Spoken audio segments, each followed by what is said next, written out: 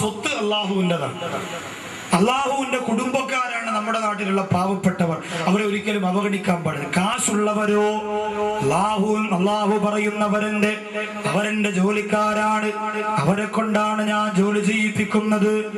ഒരിക്കൽ പൊന്നാര നബി തങ്ങളുടെ അടുത്തേക്ക് ഫാത്തിമ ബീവി റളിയല്ലാഹു അൻഹ ഒരു റൊട്ടിക്കഷണവുമായി കടന്നു വരികയാണ്. തന്റെ ഹബീബ് പട്ടിണിയിലാണെന്ന് മനസ്സിലാക്കിയ പ്രവാചകന്റെ കരളിന്റെ കഷണമായ ഫാത്തിമ ബീവി റളിയല്ലാഹു അൻഹ കണ്ണുനീരോടെ ഒരു റൊട്ടിക്കഷണം കൊണ്ട് പ്രവാചകന്റെ അരികിലേക്ക് വരികയാണ്. യാ റസൂലല്ലാഹ്, ഇതങ്ങേക്ക് തരാൻ വേണ്ടി ഫാത്തിമ ഉണ്ടാക്കി കൊണ്ടുവന്നതാണെന്ന് പറഞ്ഞുകൊണ്ട് റസൂലുള്ളാഹിയുടെ കൈവശം അങ്ങോട്ട് വെച്ചു കൊടുക്കുമ്പോ അല്ലാഹുവിന്റെ റസൂൽ കരയുകയാണ്. എന്നിട്ട് പ്രവാചകര് പറഞ്ഞു, അമായാ ബിന്തി, എന്റെ പ്രിയപ്പെട്ട പൊന്നുമോളെ ഫാത്തിമ, ലഅവ്വലു ലുഖ്മത്തു അബീകി മിൻഹു സലാസുന്ദു സലാസത്തി അയ്യാ, 3 ദിവസമായിട്ട് ആദ്യമായിട്ട് നിന്റെ ഹബീബായ നിന്റെ ഉപ്പയുടെ കയ്യിൽ കിട്ടിയ ഒന്നാമത്തെ ഭക്ഷണം ഈ റൊട്ടിക്കഷണമാണെന്ന് നബി മുഹമ്മദ് മുസ്തഫ സല്ലല്ലാഹു അലൈഹി വസല്ലം 3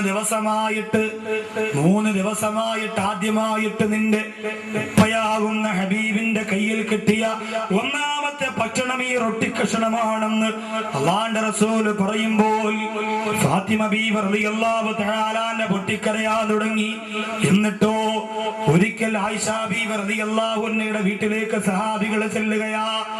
പ്രവാചകനെ കുറിച്ച് ചോദിച്ചറിയുന്നതിന് വേണ്ടി, അല്ലാഹുവിന്റെ റസൂലിനെ കുറിച്ച് മനസ്സിലാക്കുന്നതിന് വേണ്ടി ആയിഷ ബീവി റളിയല്ലാഹു അൻഹയുടെ വീട്ടിൽ ചെന്നുകൊണ്ട് ആ പ്രിയപ്പെട്ട സഹാബികൾ ഇരിക്കുമ്പോൾ ഒരു വൃദ്ധയായ ഉമ്മയുടെ കയ്യിൽ അല്ലാഹുവിന്റെ റസൂലിന്റെ പ്രിയപ്പെട്ടവളായ ആയിഷ ബീവി റളിയല്ലാഹു തആല അൻഹ ഒരു വസ്ത്രം കൊടുത്തു വിടുകയാണ്. സഹാബികൾ ആ വസ്ത്രം വാങ്ങി നോക്കുകയാണ്. തുന്നിപ്പിടിപ്പിച്ചിരിക്കുന്ന വസ്ത്രമാണ്, തുണികളെ കണ്ടം വെച്ച് തച്ചു വെച്ചിരിക്കുന്ന വസ്ത്രമാണ്. പ്രിയപ്പെട്ട സഹാബികളെ ചോദിച്ചു, ഉമ്മ ഇതാരുടെ വസ്ത്രമാണുമ്മ, ഇതെന്തിനാണ് ഞങ്ങളുടെ കയ്യിലേക്ക് തന്നതെന്ന് ചോദിച്ചപ്പോ ആയിഷ ബീവി റളിയല്ലാഹു അൻഹ കരഞ്ഞുകൊണ്ട് പറയുന്നു, തൂഫി റസൂലുള്ളാഹ് ബിഹാദൈനി സൗബൈൻ,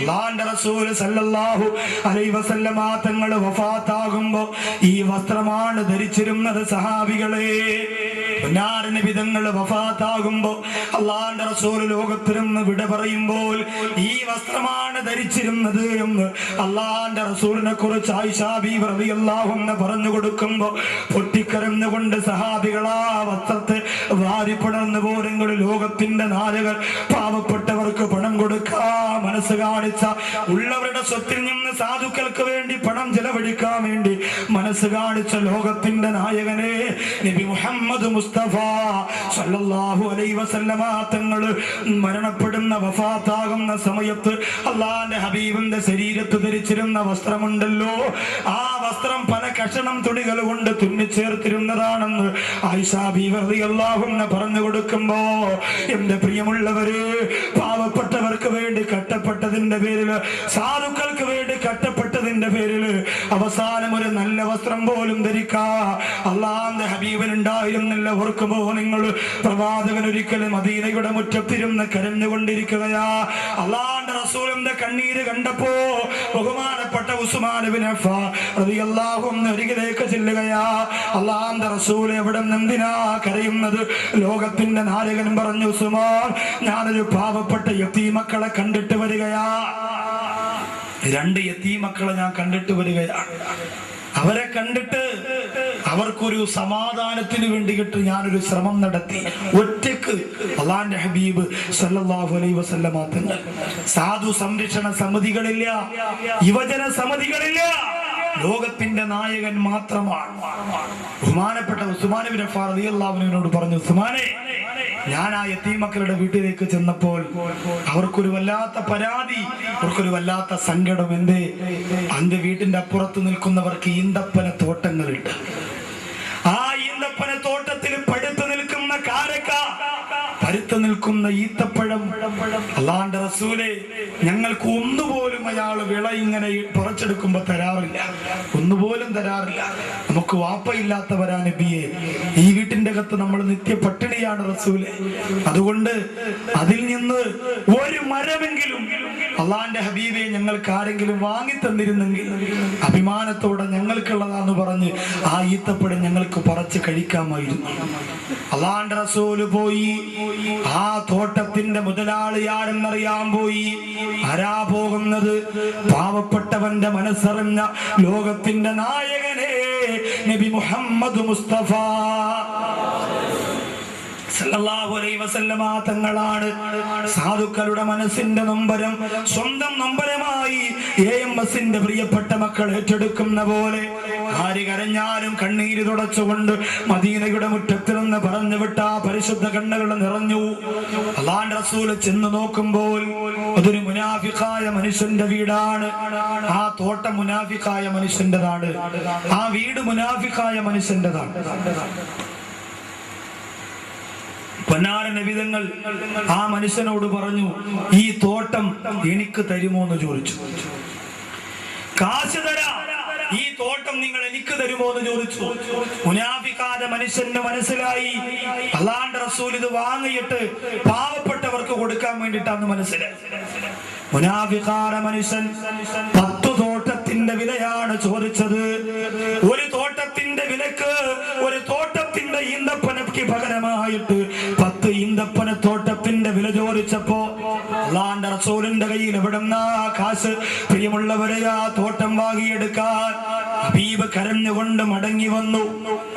നബിതങ്ങൾ സങ്കടത്തോടെ മടങ്ങി വന്നു.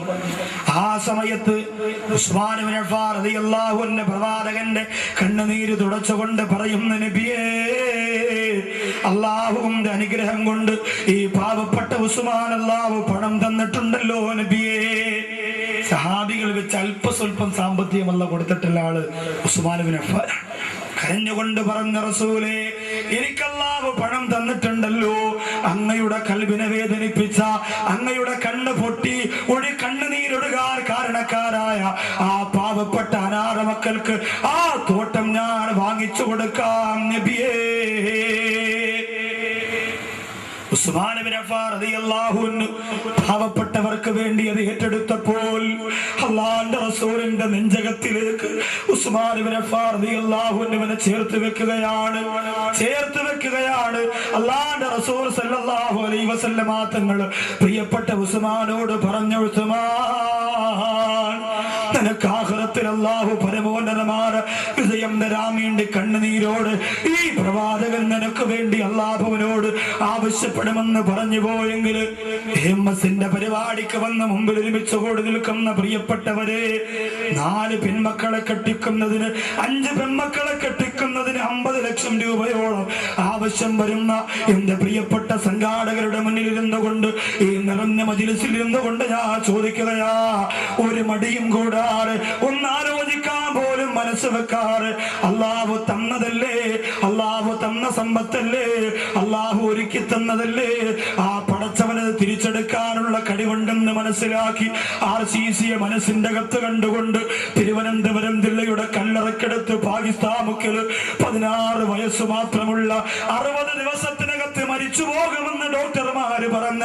ആ പാവപ്പെട്ട പൊന്നുപോലെ മനസ്സിന്റെ അകത്ത് കരുതിയിട്ട്, അല്ലാഹുവേ, ഞങ്ങൾക്കും ഞങ്ങളുടെ കുടുംബത്തിന് അത്തരമൊരു ദുരന്തം തരല്ലേ അല്ലാ എന്ന് പറഞ്ഞുകൊണ്ട് സങ്കടത്തോടുകൂടി 25,000 രൂപ 50 ലക്ഷം രൂപയുടെ ബഡ്ജറ്റിന് തുടക്കം കുറിച്ചുകൊണ്ട് ഒന്നും നോക്കാറ് ഒന്നും ചിന്തിക്കാറ് 25,000 രൂപ ജൂൺ മാസത്തിൽ പാവപ്പെട്ട മക്കളുടെ, ആരും സഹായിക്കാനില്ലാത്ത മക്കളുടെ, പട്ടിണി കിടക്കുന്ന പാവപ്പെട്ട പെൺമക്കളുടെ കല്യാണത്തിന് വേണ്ടിയിട്ട് ഇറങ്ങി വരുമ്പോ അവർക്ക് ഭക്ഷണം വെച്ചു കൊടുക്കാൻ, അവർക്ക് വസ്ത്രം വാങ്ങിക്കൊടുക്കാൻ, അവർക്ക് ചെരുപ്പ് വാങ്ങിക്കൊടുക്കാൻ, അവർക്ക് ആഭരണം വാങ്ങിക്കൊടുക്കാൻ അല്ലാഹു എനിക്ക് തന്ന പണത്തിന്റെ ഒരു വിഹിതം ഞാൻ കൊടുക്കുന്നു എന്ന് പറഞ്ഞുകൊണ്ട് ആവേശത്തോടെ ഒന്നും ചിന്തിക്കാറ്, കൂട്ടുകാരനോട് ചോദിക്കാറ്, മനസ്സുകൊണ്ട് ചിന്തിച്ചിട്ട് ആദ്യമായിട്ട് എഴുന്നേൽക്കുന്ന ഒരാള് അല്ലാഹുവിന്റെ റസൂലിന്റെ മനസ്സിന്റെ വാരി പുണർന്നുകൊണ്ട് ഉസ്മാൻ ഇബ്നു അഫ്ഫാൻ റളിയല്ലാഹു അൻഹുവിനോട് അല്ലാഹുവിന്റെ റസൂൽ പറഞ്ഞു, ഉസ്മാൻ,